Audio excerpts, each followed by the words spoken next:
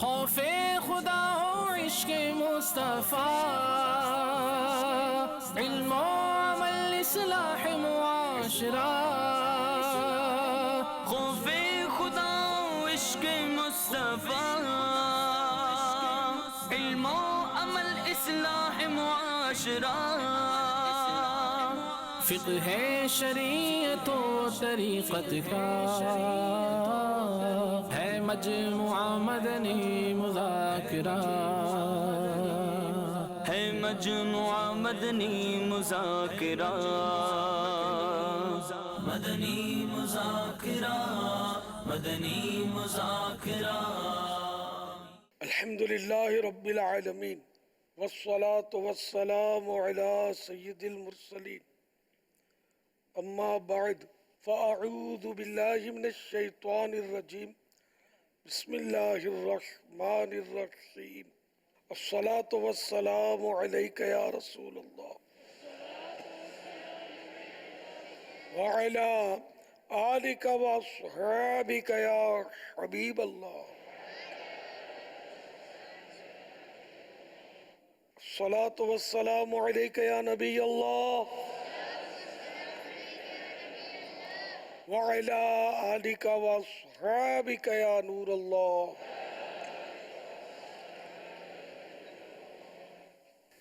رسالہ ضیاء درود السلام پیج نمبر 8، فرمان مصطفیٰ صلی اللہ تعالی علیہ وآلہ وسلم نمبر 25۔ جسے یہ پسند ہو کہ اللہ پاک کی بارگاہ میں پیش ہوتے وقت اللہ پاک اس سے راضی ہو، اسے چاہیے کہ مجھ پر کثرت سے درود پاک پڑھے۔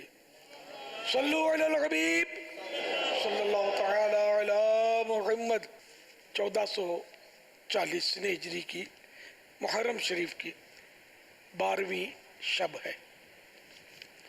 عالمی مدنی مرکز فیضانہ مدینہ میں مدنی مذاکرے کی ترکیب ہے۔ صلو علی الحبیب صلی اللہ تعالی علی محمد۔ فیس بک پیج پر بھی سوالات ہیں۔ نوید الرحمن اتاری رحیم یار خان پنجاب سے پوچھ رہے ہیں، شادی کے دوسرے دن اپنے والدین میں کوئی بھی وفات پا گیا ہو تو کیا اپنی بیوی کے ساتھ ان کی قبر پر جا سکتے ہیں؟ نہیں، عورت کو قبرستان نہیں جانا چاہیے، علماء نے منع فرمایا۔ فیس بک پیج پر جو سوالات ہیں اس پر امیر اہل سنت کے پیج پر سوال ہو رہا ہے کہ کس عمر میں بچے کو نماز سکھائیں؟ بچہ 3 سے 4 سال کا بھی مسجد جانے کی ضد کرتا ہے، اب اس صورت میں کیا کریں؟ 7 برس کا ہو تو نماز کا اس کو حکم دیا جائے۔ تو اب یہ کہ اس کی عقل کے مطابق، کوئی تو ذہین ہوتے ہیں بچے، کوئی کم ذہین ہوتے ہیں، تو اس کی عقل اور سمجھ کے مطابق اس کو تھوڑا سکھایا جائے۔ جیسے کہ اب نماز میں رکوع کرنا، ہاتھ کس طرح اٹھانا ہے، ہاتھ کس طرح باندھنا ہے، تو اس طرح جو پڑھنے کا آسان ورد ہے وہ پڑھایا جائے، سورہ فاتحہ اس کو سکھائی جائے، اعوذ و بسم اللہ پڑھنا سکھایا جائے۔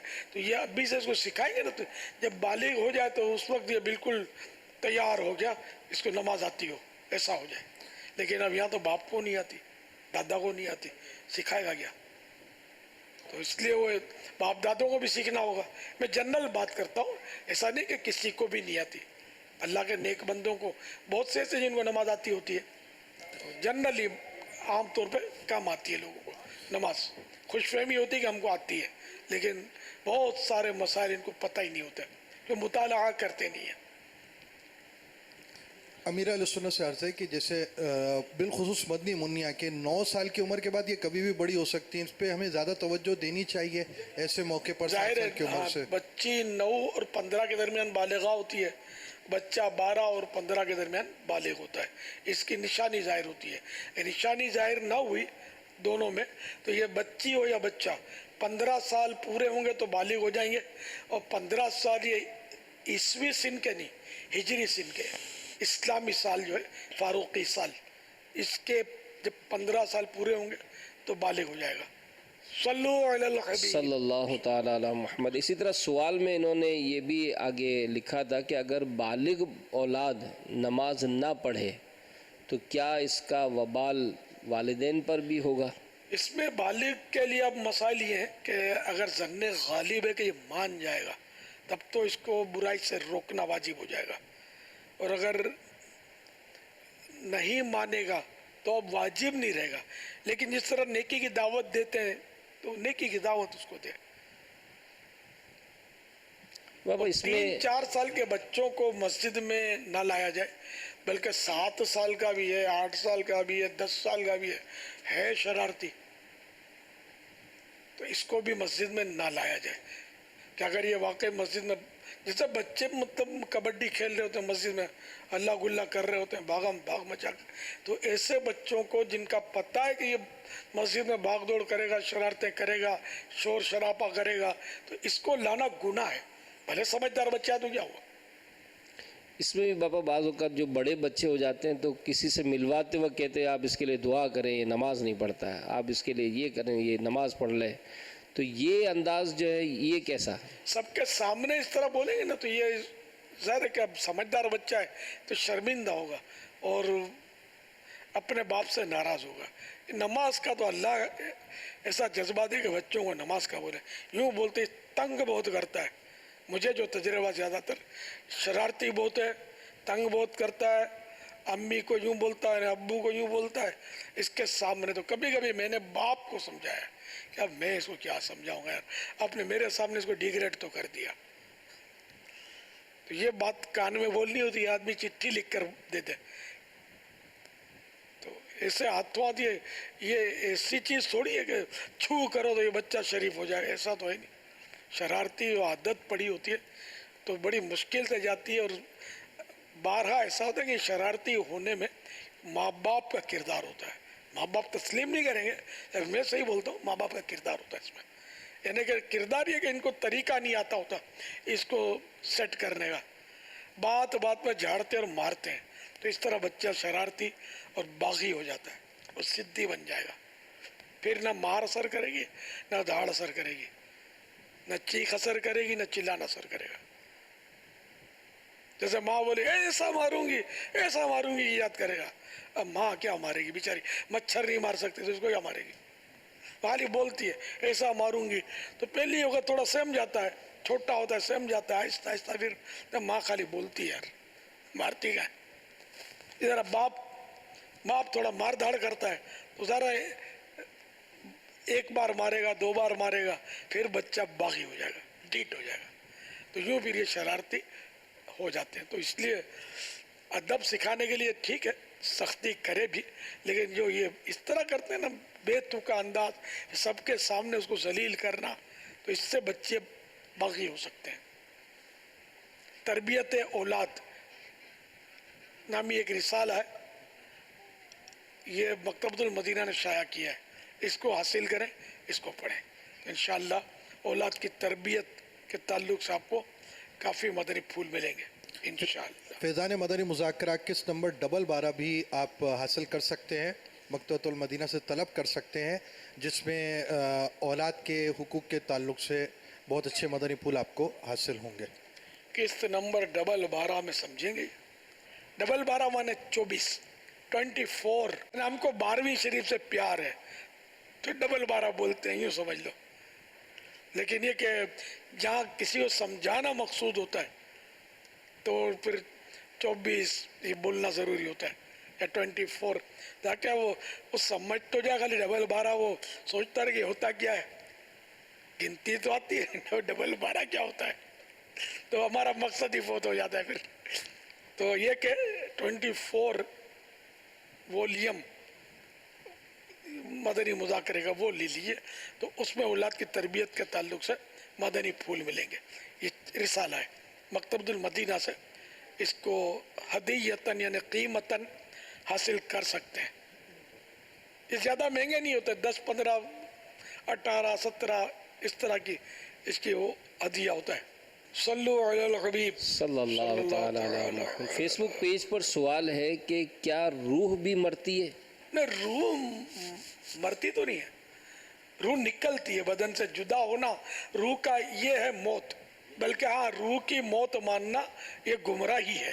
ایک اور سوال فیس بک پر آیا ہے کہ منکر نکیر بہت سے قبروں میں سوالات ایک ہی وقت میں کر رہے ہوتے ہیں، یہ کیسے ممکن ہے؟ اس میں دونوں طرح کے اقوال ہیں کہ منکر نکیر سے مراد جو ہے وہ فرشتوں کی ایک جماعت کا نام ہے کہ الگ الگ جو ہے وہ پہنچتے ہیں ہر قبر کے اندر 2 فرشتے، اور ایک قول یہ ہے کہ یہ 2 ہی فرشتے ہیں، اور اسی سے حاضر ناظر کا ثبوت بھی ہوتا ہے کہ فرشتے جو ہے وہ جب فرشتے ہیں ایک ہی وقت میں وہ کثیر مقامات پر جا سکتے ہیں، تو پھر انبیاء کرام بالخصوص نبی کریم صلی اللہ تعالیٰ علیہ وآلہ وسلم تو ایک وقت میں کئی مقامات پر جا سکتے ہیں۔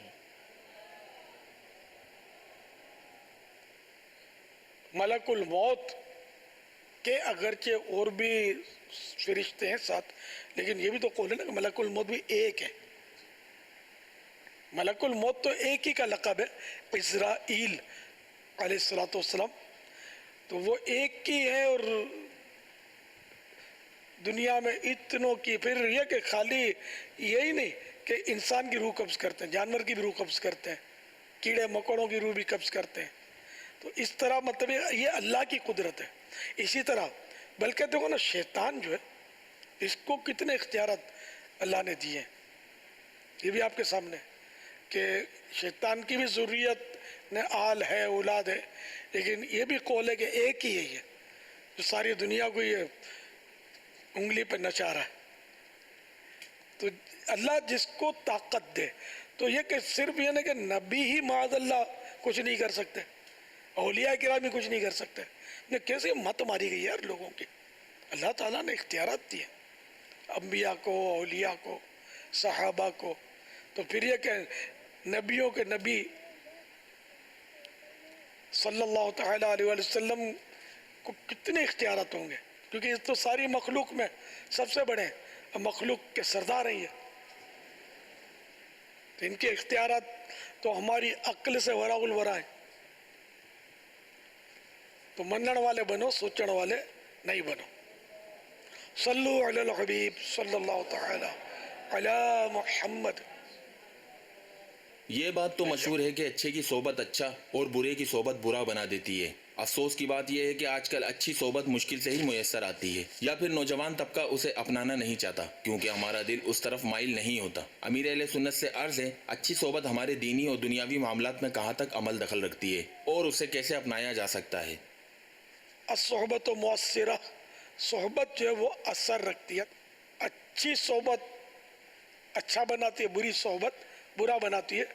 مولا روم علیہ رحمت اللہ القیوم فرماتے ہیں، صحبت صالح ترا صالح کند، صحبت طالح ترا طالح کند، یعنی اچھے کی صحبت تجھے اچھا بنا دے گی اور برے کی صحبت تجھے برا بنا دے گی۔ اب دیکھیے آپ کو اچھی صحبت ملی ہوگی جبھی تو آپ اس وقت فیضان مدینہ میں بیٹھے ہوئے، ورنہ ایک تعداد ہے جو اس وقت گناہ بھرے چینل پر بیٹھے ہوئے فلم دیکھ رہی ہوگی، کوئی ڈرامہ دیکھ رہا ہوگا، کوئی اللہ گلہ کر رہا ہوگا۔ خیر کئی ایسے ہوں گے جو اللہ کے نیک بندے ان گناہوں سے بچے ہوئے بھی ہوں گے، لیکن ایک بات ہے کہ جو اچھی صحبت ملتی ہے تو بندہ اچھی جگہ جاتا ہے، اچھا سیکھتا ہے، اس پر اثر پڑتا ہے، اچھے عمل کرتا ہے۔ نمازی کی صحبت ملے گی تو نمازی بنیں گے، جواڑی کی صحبت ملے گی تو جوا کھیلیں گے معاذ اللہ۔ یہ ایسی بات نہیں ہے جو سمجھ میں نہ آئے، لہذا ہمیں اچھی صحبت اختیار کرنی چاہیے۔ حدیث پاک میں ہے کہ اچھے اور برے مصاحب، یعنی جس کی صحبت میں بیٹھا جائے اس کو مصاحب بولتے ہیں۔ اچھے اور برے مصاحب کی مثال مشک اٹھانے والے اور بھٹی جھونکنے والے کی طرح ہے۔ مشک مانے کستوری، ایک خوشبو ہے جو ہرن سے حاصل ہوتی ہے، تو کستوری اٹھانے والا تمہیں تحفہ دے گا، یا تم اس سے خریدو گے، یا تمہیں اس سے عمدہ خوشبو آئے گی، جبکہ بھٹی دھونکنے والا یا تمہارے کپڑے جلائے گا یا تمہیں اس سے ناگوار بو آئے گی۔ تو یوں مطلب یہ کہ جو یعنی عطر والے کی صحبت میں رہو گے تو خوشبو پہنچے گی، اور اگر لوہار کے پاس بیٹھو گے تو اس کے لوہے کی بدبو, آگ کی بھٹی کی بدبو, تپش آئے گی, دھوئیں پہنچیں گے. تو اس طرح یہ کہ اچھے کی صحبت میں بیٹھیں گے تو اچھے بنیں گے, برے کی صحبت میں رہیں گے تو برے بنیں گے. تو اللہ کریم ہم سب کو اچھی صحبت نصیب فرمائے. الحمدللہ یہ دعوت اسلامی کا مدنی ماحول ہمیں عاشقان رسول کی صحبت فراہم کرتا ہے. اگر اس کی صحبت میں رہیں گے تو انشاءاللہ ہم اچھے بنیں گے, مدنی قافلوں کے مسافر بنیں گے, نماز پڑھیں گے, نماز سیکھیں گے, قرآن کریم پڑھیں گے, سیکھیں گے, یہ سب ملے گا انشاءاللہ. مشاہد بول رہا ہوں شکرگڑھ سے. یہ الفاظ ہے سارے, سبحان ربی العظیم ہے کہ سبحان ربی العظیم ہے کہ یا العظیم ہے؟ سبحان ربی العظیم یا ہے, سبحان ربی العظیم. صلو علی الحبیب صلی اللہ تعالی علی محمد. میں محمد عدنان قادری کراچی سے بات کر رہا ہوں. میری اہل سنت کی بارگاہ میں سوال ہے کہ کہا جاتا ہے کہ میں نے جو سنی ہے کہ حضرت امام حسین کا جسد خاکی جو ہے وہ عراق میں ہے, ان کے مزار شریف میں. ان کا جو سر مبارک ہے کیا وہ الگ جگہ پہ رکھا گیا ہے یا اسی کے ساتھ ہے؟ وہ ذرا میری اصلاح فرما دیجئے. اس میں ہیں مختلف روایتیں, البتہ وہ جسم انور, جسم مقدس یہ کربلا شریف میں, کربلا عراق میں ہے. اور سر انور کو چونکہ یہ یزیدی لے کر گئے تھے نیزے پر, وہ پھرایا تھا, اور تو یہ واپس کربلا لا کر ان کے ساتھ دفن کیا گیا. یہ بھی لکھا ہوتا ہے کتابوں میں. اور یہ بھی لکھا گیا کہ خاتون جنت بی بی فاطمہ زہرا رضی اللہ تعالی عنہا کے پہلو میں قریب میں ان کا سر مبارک دفن کیا گیا. اور بھی مختلف اس میں ہیں روایات. واللہ تعالی اعلم ورسولہ اعلم عز وجل صلی اللہ تعالی علیہ وآلہ وسلم. صلو علی الحبیب صلی اللہ تعالی علی محمد. محمد عدیل اتاری باب المدینہ کراچی سے عرض کر رہا ہوں. مرشد کریم امیر اہل سنت کی بارگاہ میں میرا یہ سوال ہے, یہ ارشاد فرمائیے کہ بعض اوقات لوگ بات کرتے ہوئے آپس میں یہ کہتے ہیں کہ یہ کام میں کر دوں گا, فلاں کام میں کر دوں گا, اس کی ترکیب بن جائے گی, باقی اللہ مالک ہے. تو اس طرح کہنا کہ باقی اللہ مالک ہے, اس حوالے سے آپ کیا ارشاد فرماتے ہیں؟ برائے کرم رہنمائی فرمائیں. یعنی اس کا معنی آپ یہ نکالنا چاہتے ہیں کہ باقی یعنی یہ میں کر تو لوں گا اتنا اتنا, اب جو تھوڑا سا بچ جائے گا اس کا مالک اللہ ہے. تو ذرا یہ مراد تو نہیں ہوتی کہ جو میں نے کیا اس کا مالک اللہ نہیں ہے. اللہ تو ہر شے کا مالک ہے. جیسے کہ یہ پین میرا ہے, تو اب میں نے کہا یہ میرا ہے, تو اس کا مطلب یہ تو نہیں ہوا نا کہ اب اللہ اس کا مالک نہ رہا. اللہ ہی مالک ہے, اللہ نے مجھے عطا کیا ہے. تو یوں مطلب یہ محاورہ ہے کہ باقی اللہ مالک ہے. تو اس میں کوئی گناہ وغیرہ یا کفر وغیرہ نہیں ہے. واللہ تعالی اعلم ورسولہ اعلم عز وجل صلی اللہ تعالی علیہ وآلہ وسلم. صلو علی الحبیب صلی اللہ لے سکتے ہیں تعالی کہ علی محمد. کوشش میری طرف سے ہوگی اور اس میں کامیابی اللہ کی طرف سے ہوگی. السعی منی والاتمام من اللہ. کوشش میری طرف سے اور اس کی تکمیل, اس کو کمپلیٹ کرنا اللہ کی طرف سے. جیسے کہ وہ ہم نیکی کی دعوت دیتے ہیں تو نیکی کی دعوت ہم دیتے ہیں, ہدایت اللہ دے گا, تو اس میں کوئی حرج تو نہیں. صلو علی الحبیب صلی اللہ تعالی علی محمد. میرا اہل سنت آپ نے رات کو مدنی مذاکرے میں ارشاد فرمایا تھا کہ نماز کے کسی ایک رکن میں 3 بار کھجانے سے نماز ٹوٹ جاتی ہے. مثلا ایک بار کھجایا پھر ہاتھ باندھ لیا, پھر دوسری مرتبہ کھجایا پھر ہاتھ باندھ لیا, اب تیسری مرتبہ کھجائے گا تو نماز جاتی رہے گی. اور اگر آپ سے میرا عرض یہ ہے کہ مثلا ایک بار داڑھی میں کھجایا اور وہی ہاتھ پھر سر پر کھجایا پھر اس طرف کھجایا, تو کیا نماز ٹوٹ جائے گی, یا یہ ایک بار ہی کہلائے گا یا 3 مرتبہ کہلائے گا؟ اس میں بھی 3 مرتبہ یہ ہاتھ اٹھایا نا, تو اس طرح کرنے سے بھی نماز ٹوٹ جائے گی. یہ ایک رکن میں, ایک رکن میں 3 بار ہاتھ اٹھا کر یہ جو کھجائے نا, اس سے نماز ٹوٹے گی. تو پھر رکوع میں چلے گئے تو 3 سے یعنی کہ 3 مرتبہ نہیں کیا، 2 مرتبہ کرنے سے تو نماز نہیں ٹوٹے گی، تو رکوع میں چلے گئے تو پھر 3 سے کم کی اجازت مل گئی. تو اس طرح ایک رکن میں 3 مرتبہ ہاتھ اٹھا کر جو کھجایا، اس سے نماز ٹوٹتی ہے. انگلیوں کو بولے حرکت چند بار دی تو یہ ایک ہی بار کہلائے گا. واللہ تعالی اعلم ورسولہ اعلم عز وجل وصلی اللہ تعالی علیہ وآلہ وسلم. صلو علی الحبیب صلی اللہ تعالی علی محمد. آپ نے پچھلے دنوں شوہر کے حوالے سے کچھ مدنی پھول بیان کیے تھے کہ اپنی بیوی کے ساتھ شفقت اور پیار اور محبت، شاید ہو سکتا ہے اس ضمن میں ہو یا کسی اور طور پر ہو، کہ عبدالجبار ہیں، کہتے ہیں کہ اگر بیوی کو نرمی دی جائے یا اس کے ساتھ نرم سلوک کیا جائے تو گھر والے کہتے ہیں کہ آپ عورت کے مرید بن گئے ہو. زن مرید. تو اب اس کا کوئی حل ارشاد فرمائیں. اپنی میونی بولتے وری بھی ہے، بڑی بائڑی ہوتی ہے. یہ بس یہ بھی ظالمانہ جملے ہیں، تیش دلانے والے جملے، دل آزار جملے. کسی کو زن مرید بولنا ذرا دل دکھانے والی بات ہے. یعنی کوئی بیچارہ عورت کے ساتھ اچھے اخلاق سے پیش آتا ہے، اللہ سے ڈرتا ہے، اس لیے اس کے ساتھ نرمی کر رہا ہے، تو یہ زن مرید کیوں گیا یار؟ معاذ اللہ. تو یہ ہے مطلب معاشرہ بہت خراب ہوتا جا رہا ہے. لیکن اس سے ہمیں دل برداشتہ نہیں ہونا چاہیے، حسن سلوک جاری رکھنا چاہیے.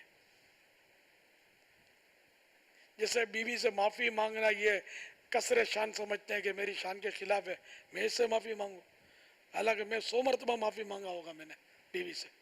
اپنی بات کر رہا ہوں. تو کیا رج ہے اس میں یار معافی مانگنے میں؟ کون سے میری شان میں فرق آ گیا؟ کون سے سارے اٹھ کر چلے گئے؟ ایک بھی نہیں اٹھا، ہلا بھی نہیں کوئی. تو یہ سب تو شیطان کا یار ہم پر راج ہو گیا. بلکہ ہو سکتا ہے اس کا ایک فائدہ ہو کہ ابھی جیسا آپ نے کہا تو شاید آپ کے کئی مرید ایسے ہوں گے جو اس وقت سن رہے ہوں گے، شاید گھر میں ہوں گے، اور یہ اس وقت کہہ رہے ہوں گے اپنی بچوں کی امی کو یا بیوی کو کہ مجھے بھی معاف کر دو. ہو سکتا ہے بھی معافی مانگ رہے ہوں. یعنی ظلم کر کے معافی مانگنا وہ تو واجب ہے، لیکن ہم جو احتیاطی معافی مانگتے ہیں نا، میں یہ بھی مانگتا ہوں. میں ظلم تھوڑی کرتا ہوں، احتیاطی معافی. جیسے چھوٹے بڑے دن آتے ہیں، بڑی راتیں آتی ہیں، اس طرح مطلب معافی مانگ لیتے ہیں ایک دوسرے سے. ترکیب اس سے محبت بڑھتی ہے یار. میں کیا مطلب اپنی شان میں فرق آیا. صلو علی الحبیب صلی اللہ تعالی علی. خوف و مصیبت دور کرنے کا کوئی ورد وظیفہ بیان کریں. خوف الگ چیز ہے، مصیبت الگ چیز ہے جی.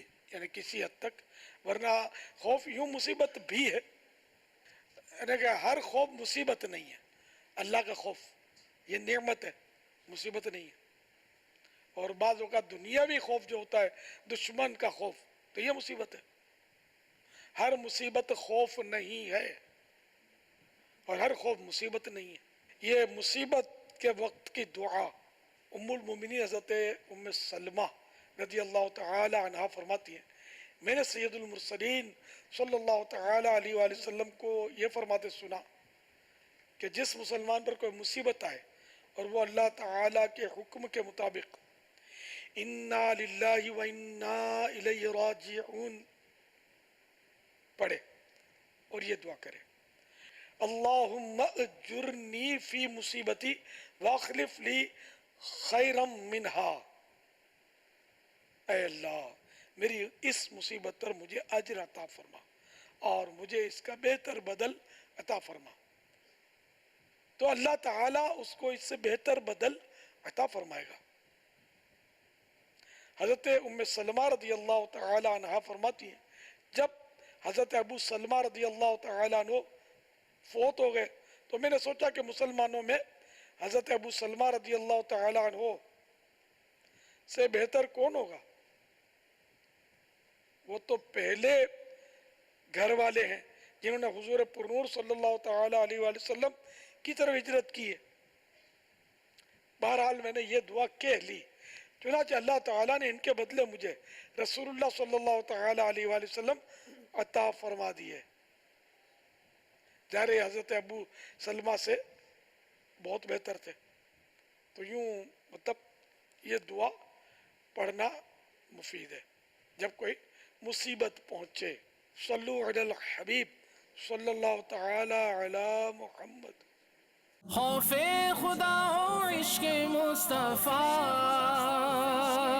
علم و عمل اصلاح معاشرہ. خوف خدا ہو عشق مصطفیٰ،